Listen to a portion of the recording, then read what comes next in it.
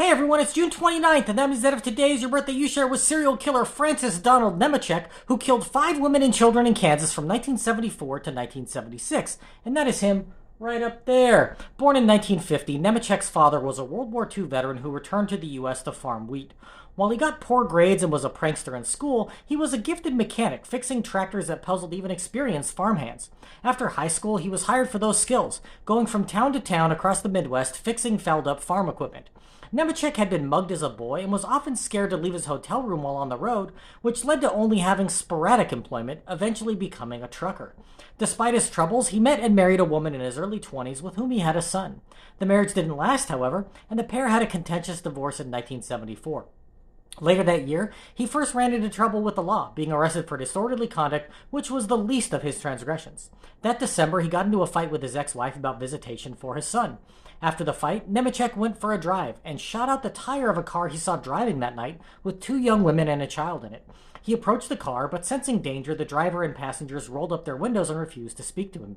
Nemechek walked back to his truck, grabbed the shotgun and returned, forcing the women to grab the boy, who was just shy of 3 years old, and head back to his truck with him. He later said that he intended to offer help, but one of the women cursed at him, and because she reminded him of his wife, he decided to abduct the trio. He drove them to an abandoned farmhouse where Nemechek had done some work for the landowner and sexually assaulted both women, then shot them at point-blank range with his shotgun. After realizing what he had done, he vomited and fled the scene, with the toddler left to fend for himself in a snowy Kansas winter. The child froze to death that night. Their bodies were found about a month later in January 1975. Investigation of the scene led nowhere, but Nemechek struck again a year later. He first played a game of cat and mouse with a pickup while on the highway, then pulled out a gun and fired at the vehicle. He was arrested and bailed out of jail, but the location was close to the scene of his murders, so he was now on their list of suspects. That summer, Nemechek saw a college student riding her bike and exposed himself to her. When she reacted negatively, he grabbed her and drove her to an isolated area where he sexually assaulted her, referring to her with his wife's name throughout the attack before stabbing her to death.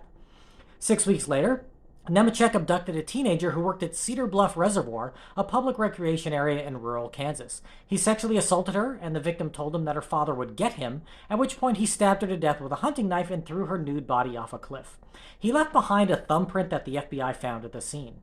After being hauled in for questioning, he was put under heavy surveillance while the FBI built their case, and in October of that year he was arrested, at which time he confessed to what he had done. Nemechek was convicted of 5 murders and sentenced to life in prison, where he has been repeatedly denied parole, next being eligible for consideration in 2027. If this is your birthday, I hope you have a great day. Leave me a comment so I can wish you a happy birthday. If you know somebody whose birthday it is today, send them this video so they can find out all about their birthday twin. And to Francis Donald Nemechek, I say, happy birthday, you bastard.